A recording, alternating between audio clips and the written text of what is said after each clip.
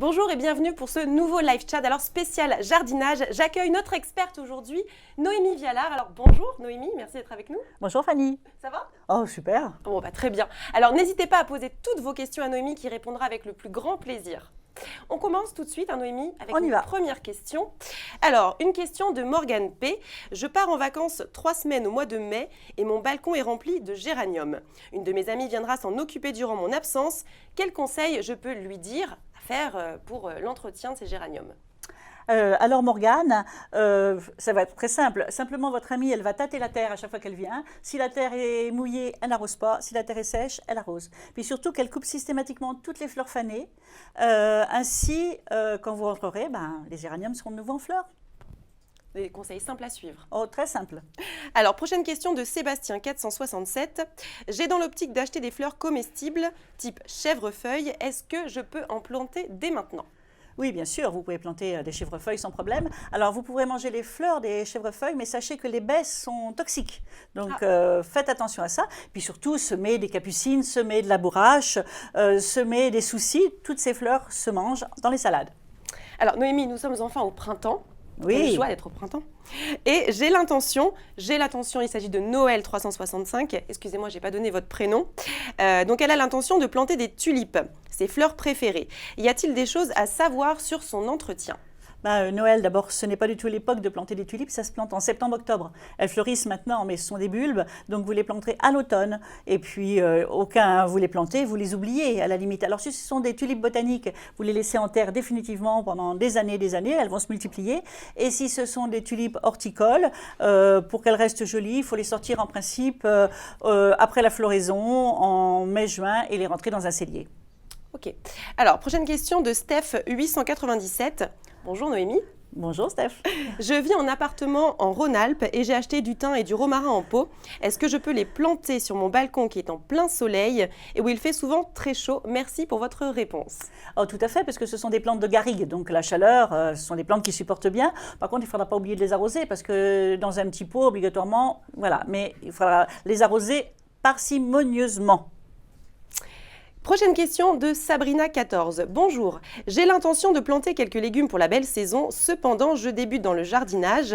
Pouvez-vous me conseiller des légumes faciles d'entretien et qui peuvent être plantés au mois de mai-juin ? Alors, Sabrina, vous pouvez planter des radis parce que c'est vraiment le petit légume qui donne satisfaction au bout de 3 semaines. Voilà, croquer sa récolte, donc c'est bien. Donc, vous semez des radis. Vous pouvez semer des salades et puis surtout planter des salades. Dans un premier temps, c'est pas mal de démarrer avec des petits plants achetés sur le marché. Voilà, et vous les plantez tranquillement. Vous allez les voir grandir. Des salades, on peut en avoir pratiquement 12 mois sur 12. Donc, ça, c'est bien. Et puis, au mois de mai, vous pouvez planter des haricots. C'est vraiment facile aussi. Les tomates, c'est un petit peu plus compliqué, mais pourquoi pas essayer ? Pourquoi pas essayer ? On tente, on verra bien. Il faut tenter. Avec les salades, on est sûr en tout cas. Les salades, on est vraiment sûr, les radis aussi. Voilà, les haricots aussi. Les haricots aussi, il y a pas mal de choses alors. Oh oui, il y a beaucoup de choses. Prochaine question de Céline C. Bonjour, je vis en appartement et j'ai la chance d'avoir un balcon assez grand. T'as de la chance, hein, Céline, pas moi. Bref, j'aimerais me faire un petit potager. Est-ce que je peux planter des tomates, par exemple ? Mon balcon est exposé en plein soleil une bonne partie de la journée. Oh bon, Céline, oui, alors s'il y a du soleil, super. Donc, planter des tomates en pot, en grand bac, et puis planter plusieurs variétés. Planter surtout des tomates cerises. Ça fonctionne merveilleusement bien sur les balcons. Et vous avez tout à portée de main pour l'apéro. C'est important ça, surtout au printemps avec les beaux jours sur un balcon, c'est agréable. Prochaine question de Nuit Belle. Je voudrais mettre des petits pois dans mon potager. Quel choisir doit-on les tutorer ? Alors, la question est un peu mal posée, oui, lesquels choisir Quand est-ce qu'on doit les semer ? Voilà. Et même question pour les haricots verts. Haricots verts. Les haricots verts. Ah oui, c'est la faute des enfants, ça. Oui, c'est la faute des enfants. Donc, les petits pois tout de suite, semez-les sans problème. Des petits pois gourmands, des petits pois... Il y a énormément de petits pois. Il y a des petits pois gourmands, il y a les pois grimpants. Vous pouvez tout semer. Si vous avez la place, semez des pois grimpants. Vous mettez des tuteurs, ça habille le jardin, c'est magnifique. Et puis, pour les haricots verts, la même chose, mais attendez le mois de mai parce que, par contre, attendez qu'il n'y ait plus de gelée du tout. Là, c'est encore un peu trop tôt. Trop tôt pour les haricots verts. Mais les petits pois, allez-y maintenant. Alors, prochaine question de Enjoy12 qui a envie de commencer un potager. Alors, est-ce que c'est possible dans cette période et quels conseils tu peux lui donner pour commencer un potager ? C'est le bon moment pour commencer un potager. Démarrer avec des choses faciles, comme j'ai dit tout à l'heure, avec des légumes faciles, des salades, des haricots verts, des radis, et puis commencez petit. Il vaut mieux que vous commenciez avec 3 ou 4 légumes que vous allez chouchouter une première année, et puis si ça fonctionne bien, l'année prochaine, vous augmenterez votre production. Démarrez petit. On démarre petit à petit. Exactement. Et après, on y arrive. Alors, si, dans mes potagers au carré, je mets du compost ou de l'or brun au printemps, est-ce que je dois quand même procéder à une rotation de mes cultures? Tout à fait. Parce que même bien enrichi, le sol s'épuise avec certains légumes. Donc, il faut faire la rotation tous les 2 ans, 3 ans, 4 ans, suivant les légumes. Très bien. Alors Flo, j'ai un petit carré potager. Est-ce que je peux planter des betteraves? Et comment fait-on? Est-ce qu'il faut des graines, des plants, etc. Alors, les betteraves, vous les trouvez en graines ou en plants? Donc, choisissez, si c'est vraiment tout petit, trouvez des plants, c'est plus simple. Ça n'aime pas la très grosse chaleur, ça aime avoir un sol toujours frais. Donc, surtout, aussitôt que vous avez semé ou planté, paillez. Pailler pour maintenir la fraîcheur. Pailler, c'est-à-dire ça? Mettre du paillis, donc ça peut être de la paille, ça peut être du BRF. C'est une couche de végétal que l'on met autour. Ça, non seulement ça enrichit la terre, mais ça conserve la fraîcheur. Puis ça empêche aussi les mauvaises herbes.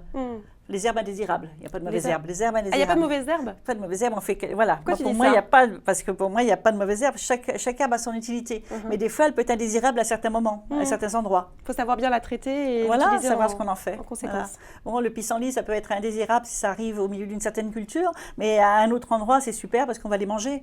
Donc, voilà. Et puis, elles attirent certains papillons et ça fait partie de l'écosystème important au jardin. Donc, voilà. Ok, donc il n'y a pas de mauvaises herbes, c'est bon à savoir. Voilà. La prochaine question nous vient de Aurore du Tarn. Alors bonjour, je voulais savoir quel type de fraises je peux semer chez moi. J'ai un petit coin de terreau, terre de jardin. On m'a conseillé les remontantes, mais je ne sais pas lesquelles choisir. Et surtout, puis-je également y mettre des tomates entre chaque pied?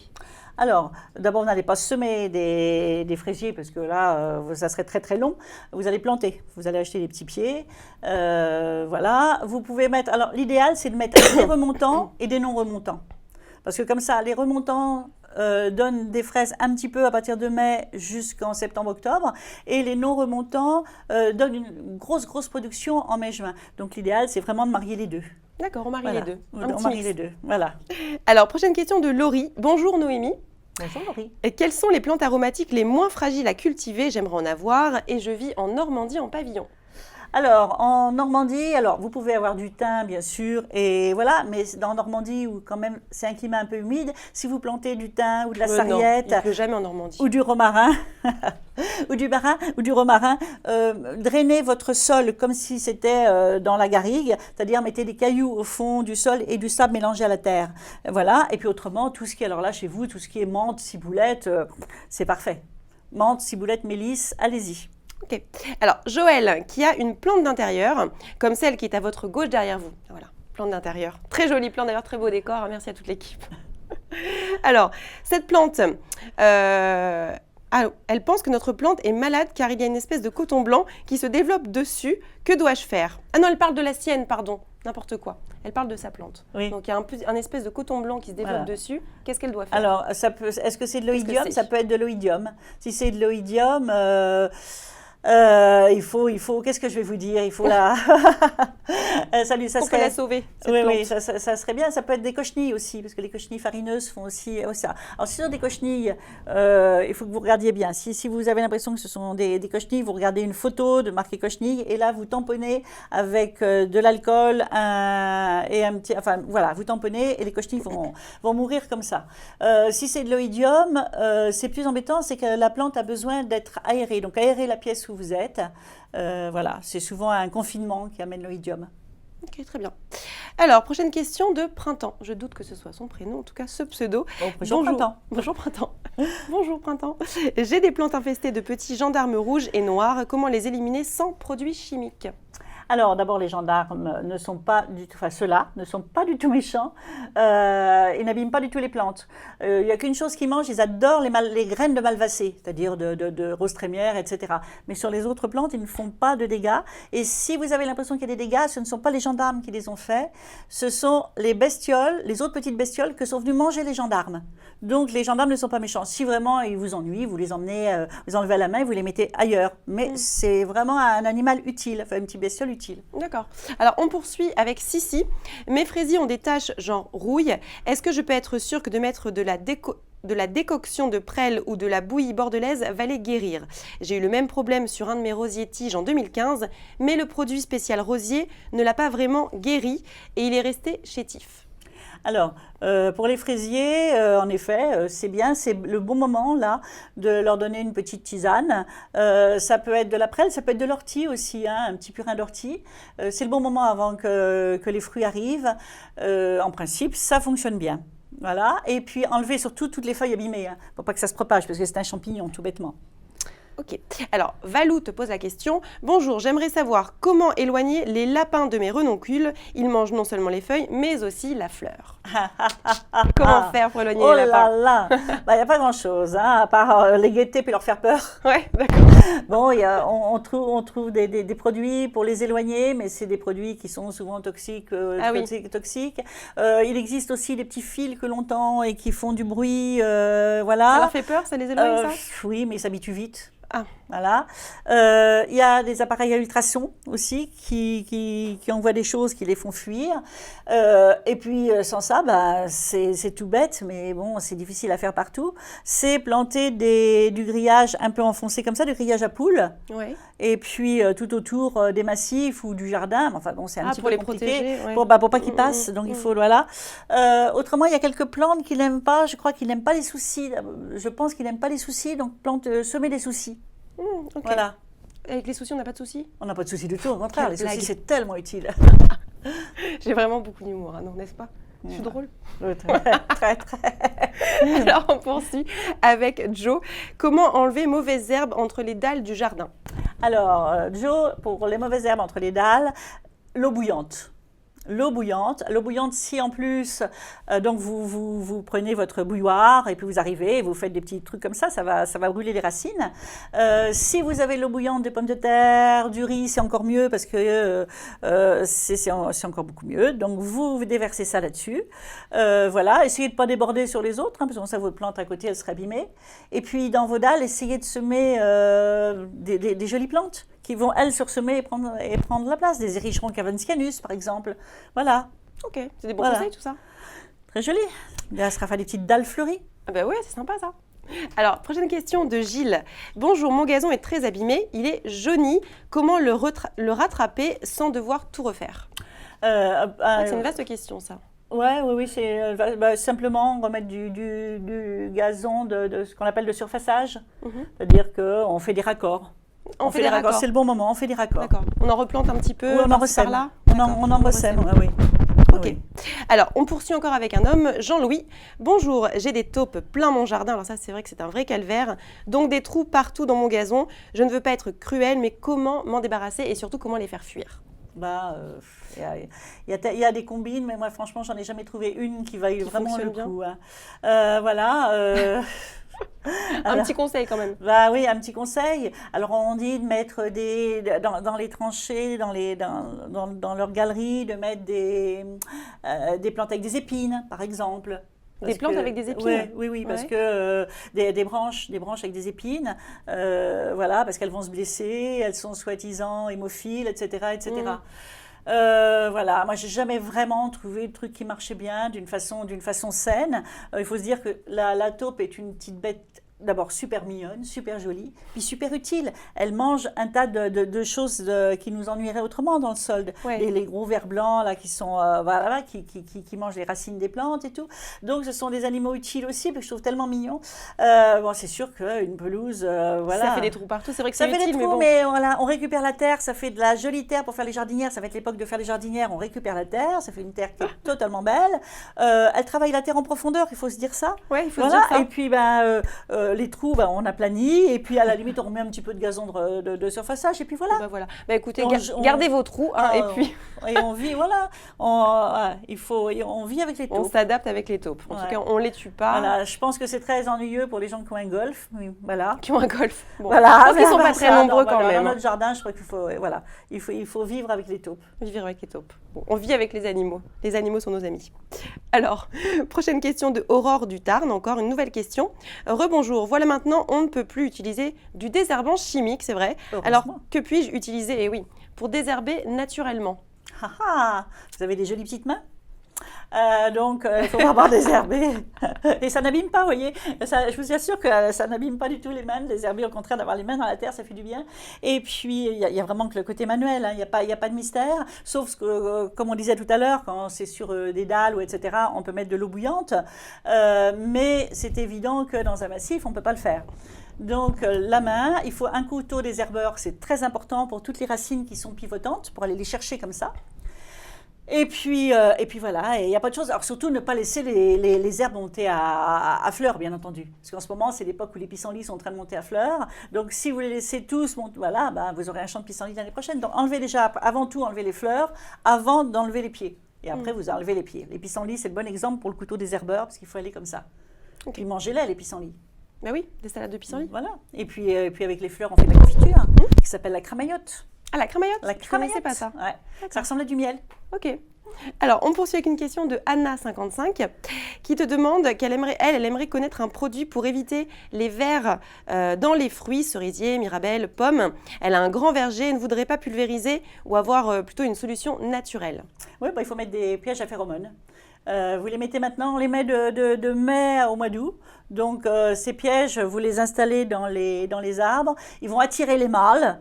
Et puis les mâles vont être prisonniers, ils n'iront pas faire de bébés, ils n'iront pas voir les femelles pour faire des bébés, et l'année prochaine, vous serez tranquille. Bon, c'est très bien, c'est une bonne solution. Piège à phéromones, voilà. Piège à phéromones. Alors, on poursuit avec Marie. Bonjour Noémie, j'ai un camélia qui n'a pas fleuri cette année. Que dois-je faire pour être certaine qu'il fleurisse l'année prochaine? Marie, ça dépend de quel âge a votre camélia, déjà.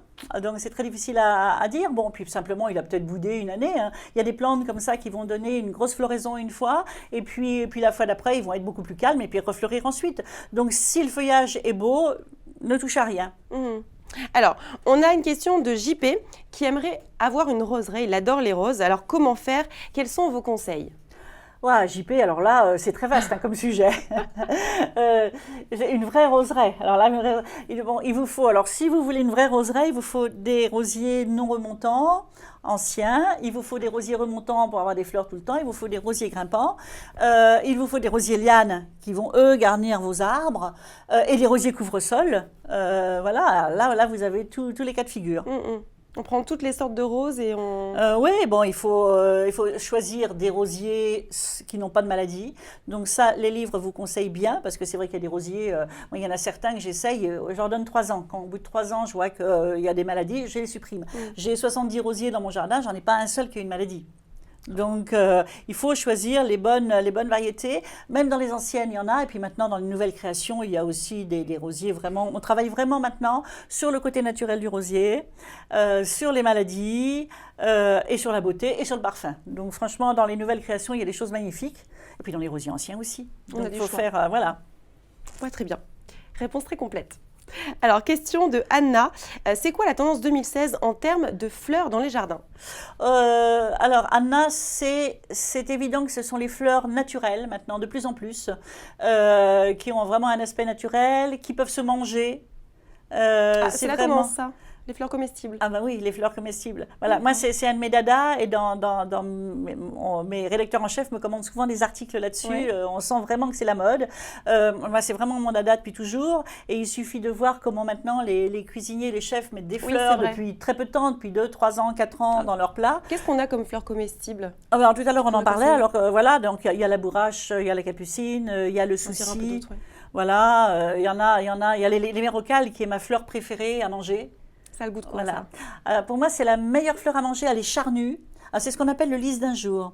Le lys d'un jour. Ouais, donc c'est une grande fleur déjà qui est charnue, donc il y a déjà de la matière. Si on mange le pistil, en plus il y a un côté poivré. Comme elle se présente en cornet comme ça, on peut la farcir. Et puis les boutons se mangent sautés tout simplement. C'est une plante qui est excessivement mangée en Asie, vendue sur les marchés. D'accord. Comme ça en Asie pour être mangée. Nous on la cultive parce qu'elle est belle, mais c'est une fleur. Et alors on n'hésite pas à en cueillir quand on en a dans son jardin parce que les fleurs se renouvellent en permanence. Donc si vous la cueillez pas, en fin de compte, le lendemain elle sera fanée. Donc autant l'accueillir pour la mettre en plat. Et moi je les présente, j'en mets 3 par assiette. toute petite garnie avec plein de petites choses à l'intérieur. Et voilà, c'est bon. Pas encore assez développé en France, ça. Et il y a une vraie, et puis il y a une vraie matière. Il y a une vraie matière. Voilà, je parle de l'hémérocalles. Il y a une vraie matière dans l'hémérocalles. Et puis les fleurs qui se mangent, il y a une vraie envie. Moi, je fais ça depuis que je suis petite.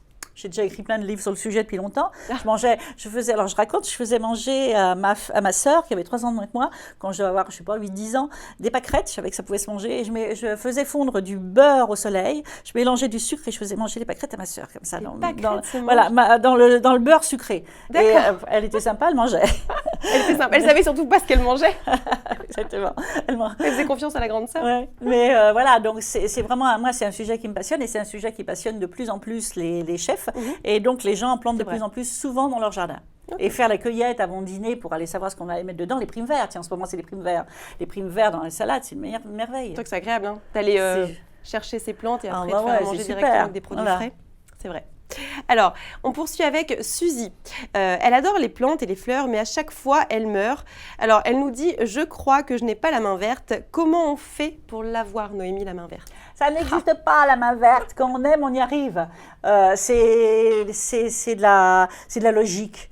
C'est de la logique, on regarde une plante, on sait où elle pousse, on comprend où elle pousse, on sait d'où elle vient. C'est important de savoir d'où vient la plante. Parce que déjà, quand on connaît son pays d'origine, on sait si elle est née dans une petite clairière en France ou si, au contraire, elle vient d'Asie ou d'ailleurs. Donc, c'est important, c'est d'être logique. Il n'y a pas autre chose, de la regarder vivre. De s'y intéresser, de se passionner. De s'y intéresser, de l'aimer, voilà. Est-ce qu'on parle aux fleurs ? Moi, je sais pas, je parle à tout, je parle même aux objets. Tiens, je serais capable de parler au petit siège. Il est très mignon, tout noir. Derrière nous, montre-nous comment on parle à une plante. Bien sûr. Voilà, je lui dirais ma biquette, j'attraperai des ciseaux, je vais aller chercher des ciseaux, ma biquette, et je vais te couper les petites pointes qui sont pas très pointes jolies, là, tu vois, bien sûr. Voilà, bien sûr que je parle aux plantes. D'accord. Bon, écoutez, on a pour Noémie parle aux plantes. Il faut parler à ces plantes, on les aime. Prochaine question de Marie-Odile. Hello Noémie, j'ai envie de faire un parterre de fleurs à l'entrée de ma maison, sud-est. Que puis-je mettre comme fleurs ensemble ? Plusieurs fleurs. Alors, la Marie-Odile, c'est pareil, c'est encore un sujet vaste. Hein. Qu'est-ce que je vais vous dire ? Vous allez choisir, vous êtes sud-est, donc c'est plein soleil. Si vous voulez des plantes qui fleurissent tout l'été à installer maintenant, mélangez des phlox, des astères pour l'automne. Là, c'est vraiment très difficile. Là, il faudrait vraiment que je vous fasse un croquis.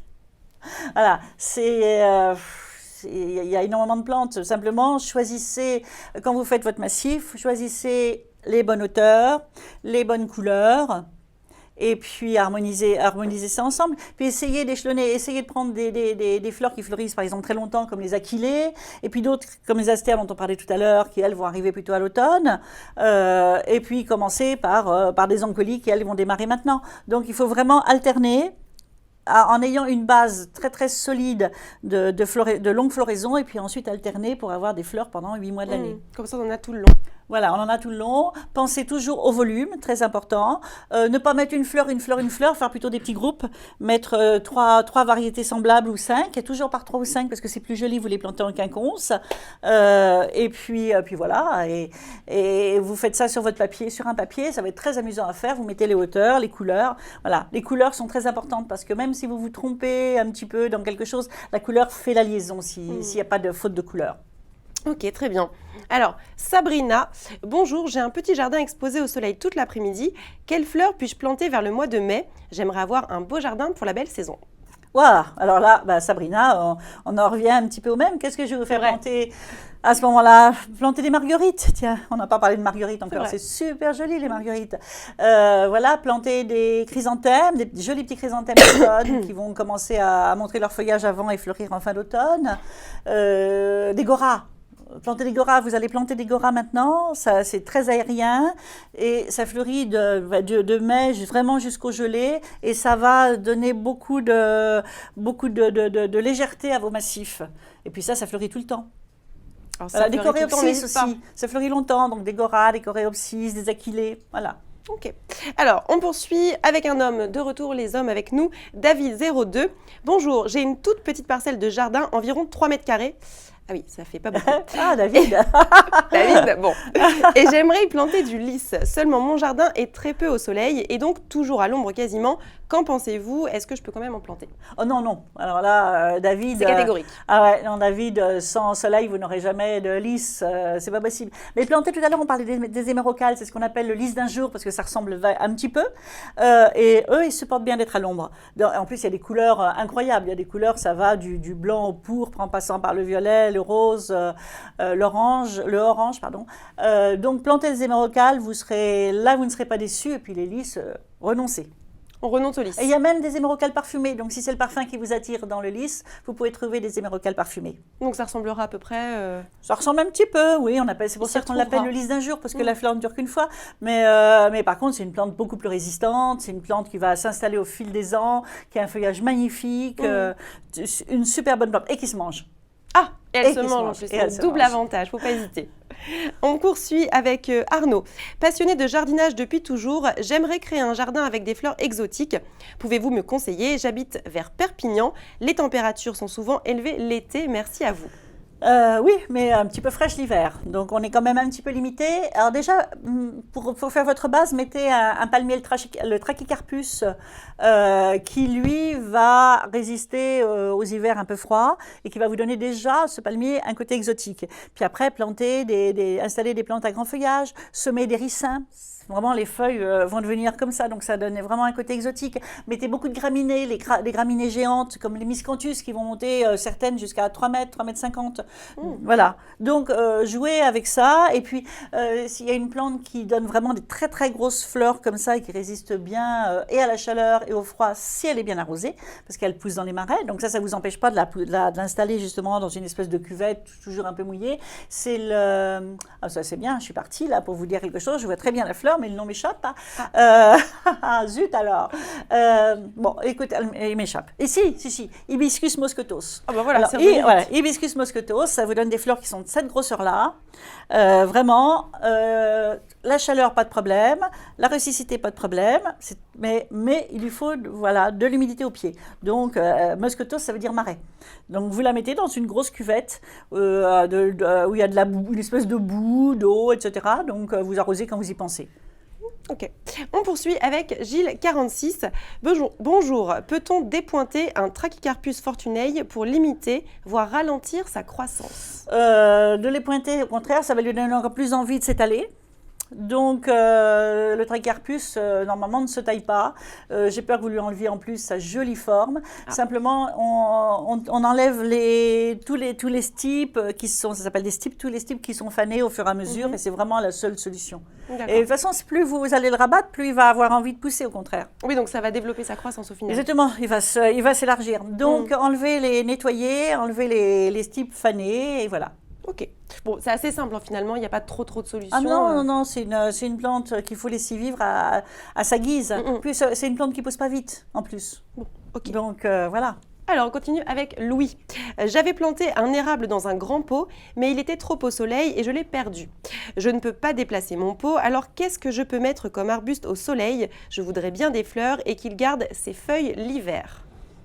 Alors, qu'est-ce qu'on va pouvoir répondre à ça? Le pot, si c'est un très grand pot, mettez un choisia.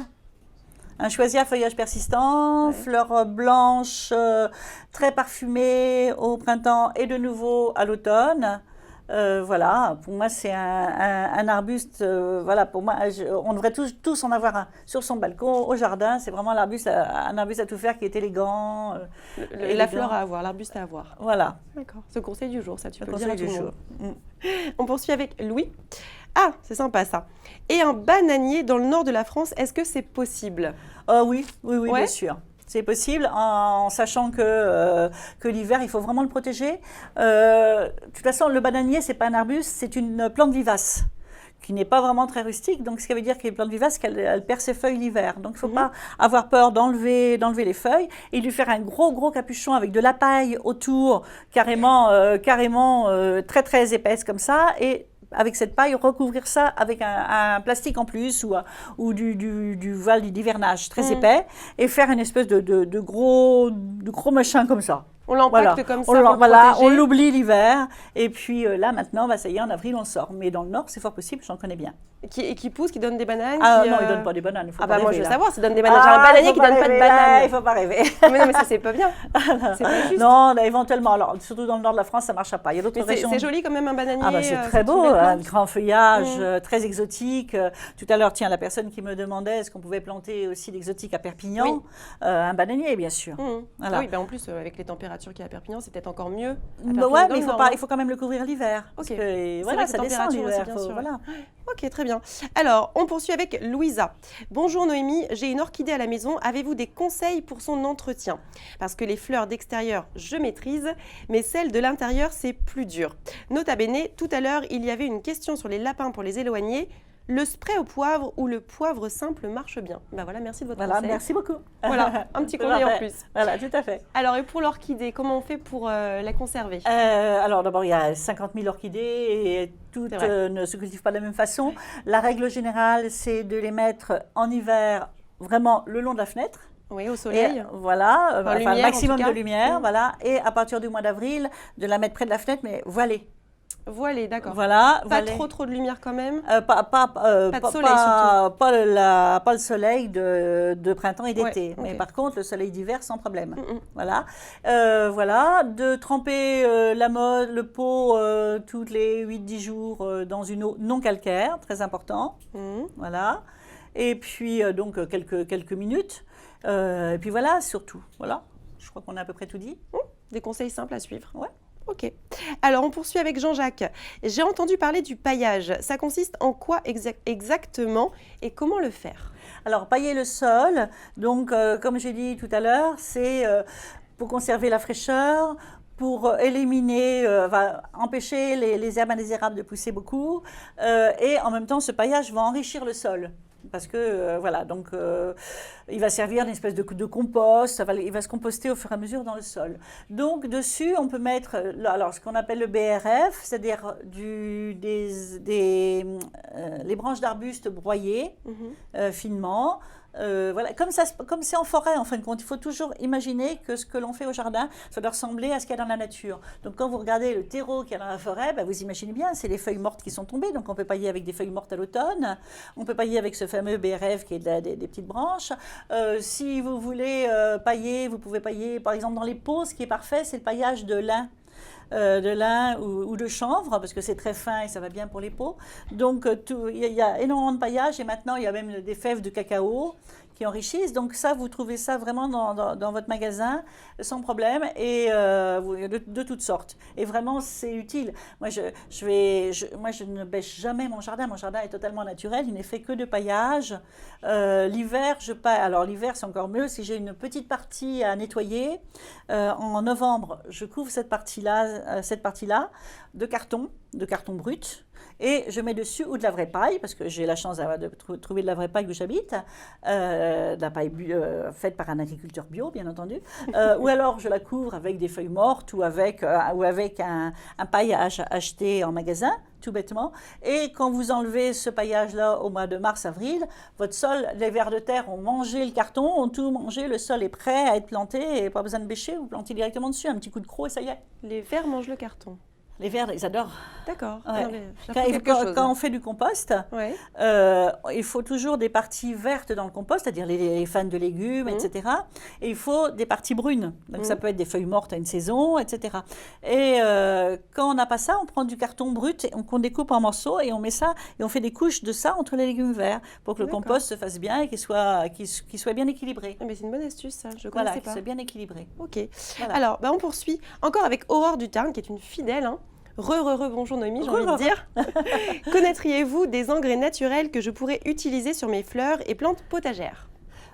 L'ortie, tout bêtement, dont on parlait tout à l'heure. L'ortie, ouais. Voilà, l'ortie. Donc, l'ortie, ça peut être en purin. Donc, vous pouvez en trouver en magasin. Vous pouvez faire votre purin vous-même. Vous pouvez aussi étaler tout simplement vos orties. Alors, bien sûr, jamais en fleurs. C'est évident, jamais en fleurs ni en graines. Mais vous pouvez hacher menu. Enfin, quand je dis menu, même grossièrement, au fond, par exemple, des trous de tomates. Mais vous pouvez aussi les mettre en paillage. C'est parfait en paillage dans les plants de légumes. Ça apporte de l'azote, ça apporte... voilà. Donc, c'est un très bon engrais naturel. Les orties. Alors, Le prochain téléspectateur, c'est Louis. Il a des cénatotes qui ont trop grandi pour mon petit jardin. Des céanotes, c'est moi qui lis mal, excusez-moi Louis. Des céanotes qui ont trop grandi pour mon petit jardin et n'ont plus rien à la base. Si je les coupe à la base, vont-ils reprendre et quand dois-je les couper? Non. Non, alors je ne sais pas ce que c'est comme céanote, je ne sais pas si c'est les arbustifs ou si c'est l'arboréa, mais de toute façon, non, ça fait du vieux bois, vous n'aurez plus rien à en tirer, et il a simplement pris sa taille adulte. Pour les petits jardins, il faut prendre le céanote répince, qui lui reste, il rampe. Il s'appelle répince parce que justement il rampe, etc. Mais après, les arbustes, c'est normal, ils prennent leur forme adulte, et on ne peut pas y faire grand-chose. Bon. Bien, c'est dit comme ça. Faut pas y faire grand-chose. Ils sont très beaux comme ça. Alors, Mimi33 arrive maintenant. Mimi. Bonjour, on m'a offert l'an dernier en mai un olivier en pot. Dois-je le tailler?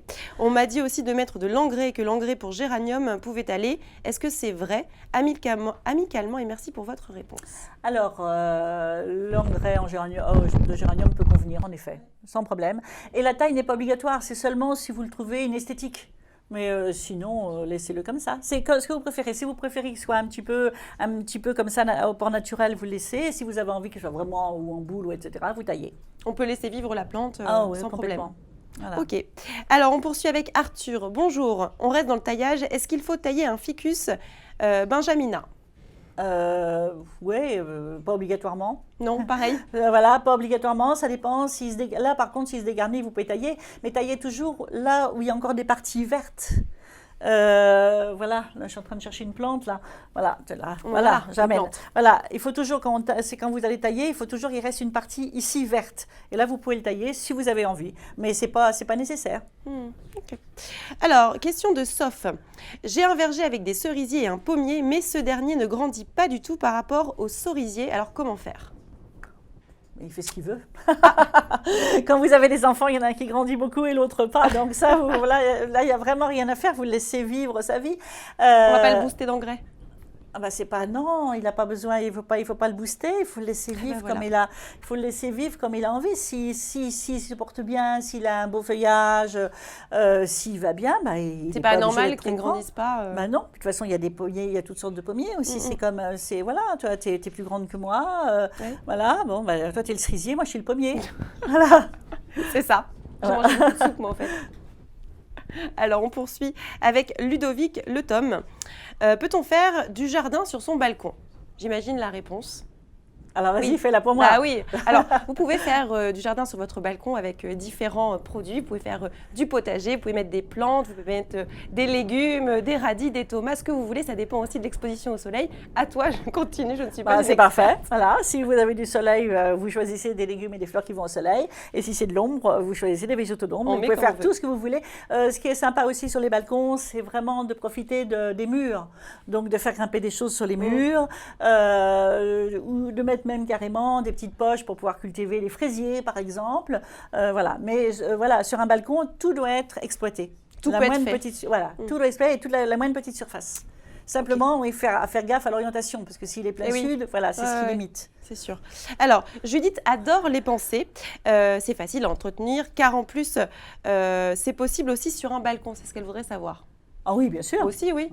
Parfaitement. Alors, ce qu'il y a, c'est qu'à les penser à un certain moment, elles vont pas être jolies tout l'été. Mais c'est pas grave. À ce moment-là, vous mettrez d'autres petites fleurs. Vous les laissez en place pour l'année suivante. Puis vous mettez d'autres petites fleurs qui vont garnir entre-temps. Ok. Alors, Véro76. Salut, j'ai dans l'optique des plantes vertes pour habiller un peu mon jardin. J'aimerais quelque chose d'abondant mais de pas envahissant. Je pensais à la fougère de Boston. Qu'en pensez-vous? Ah non, la fougère de Boston, c'est une plante d'appartement. Elle est née aux Antilles, en Floride. Donc vous imaginez bien que dans votre jardin, ça ne marchera pas. Et en effet, c'est une plante magnifique, mais c'est un Néphrolepsis, le vrai nom, mais c'est une plante pour la maison. Donc au jardin, si vous aimez les fougères, d'abord il faut que vous ayez un peu d'ombre, parce que si c'est en plein soleil, ça ne fonctionnera pas.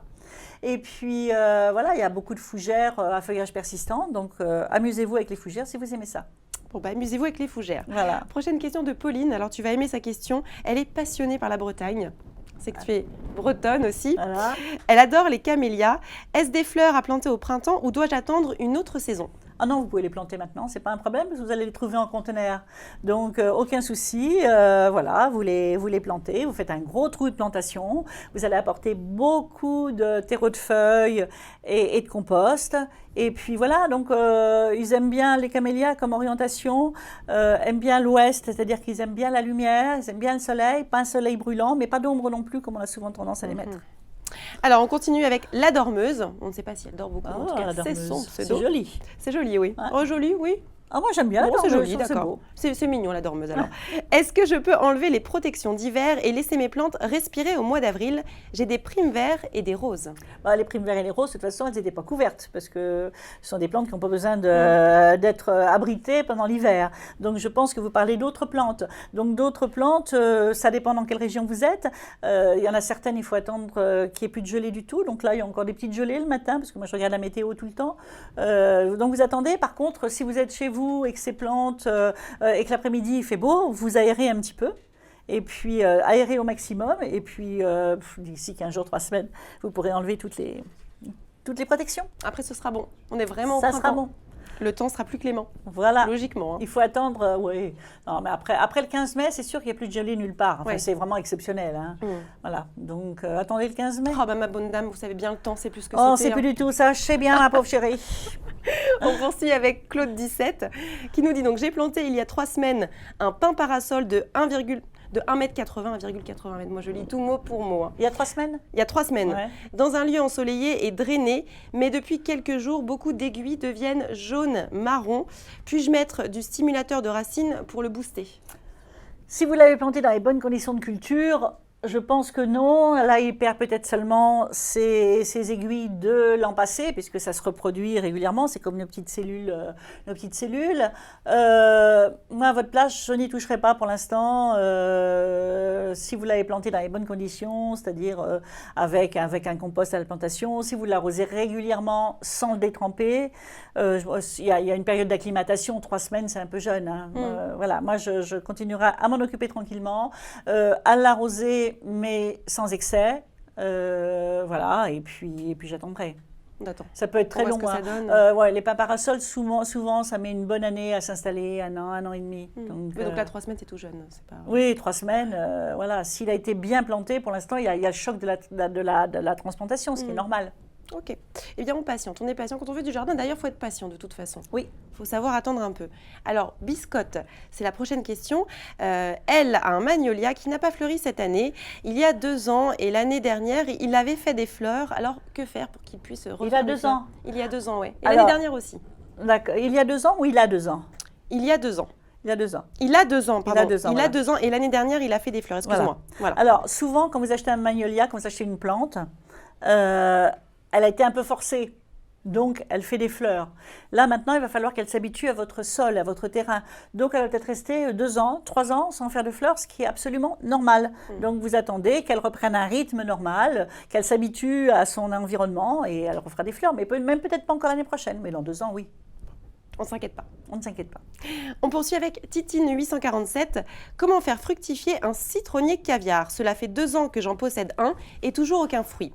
Mes autres citronniers, eux, donnent des fruits, mais celui-là a peut-être besoin de soins particuliers. Merci de me répondre. Non, il est jeune.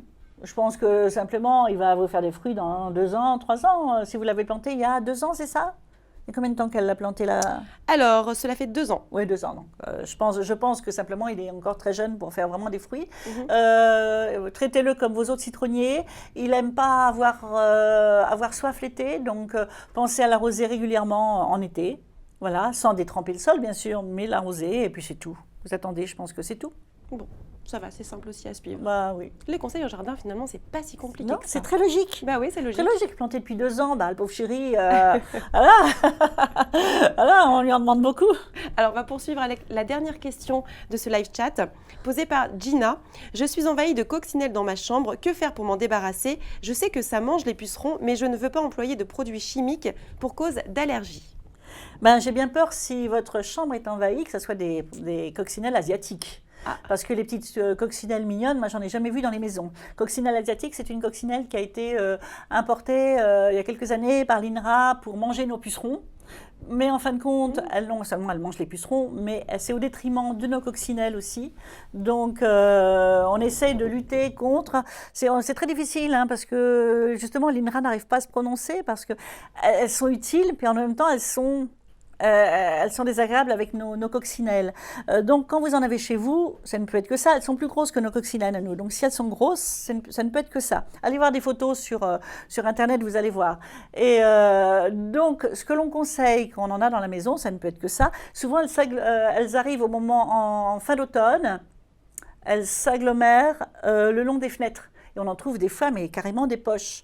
Donc, ce que l'on conseille, c'est de passer l'aspirateur. De les récupérer et de les mettre dans un... C'est l'INRA qui propose ça, et de les mettre dans un sac et au congélateur. Et elles vont mourir comme ça. D'accord. Voilà. On les met au congélateur. Voilà. Voilà. Et vu l'invasion, ça ne peut être que des coccinelles asiatiques. D'accord. Bah écoute, merci en tout cas Noémie pour tous tes conseils. Ah, moi c'était sympa. C'était sympa. Ah, c'était bien. Sympathique, on s'est bien amusé, on a répondu à plein de questions, plein de bons conseils. Tout le monde est adorable. Oui, des super questions. C'est le printemps en tout cas, donc profitez bien du printemps pour vous occuper de votre jardin, de votre balcon. Tout le monde peut faire du jardin, c'est pas moi qui le dis, c'est Noémie, une experte qui le dit, donc n'hésitez pas. Et nous, on vous retrouve très bientôt pour un nouveau live chat sur Leclerc. Merci à vous, à très bientôt. Au revoir.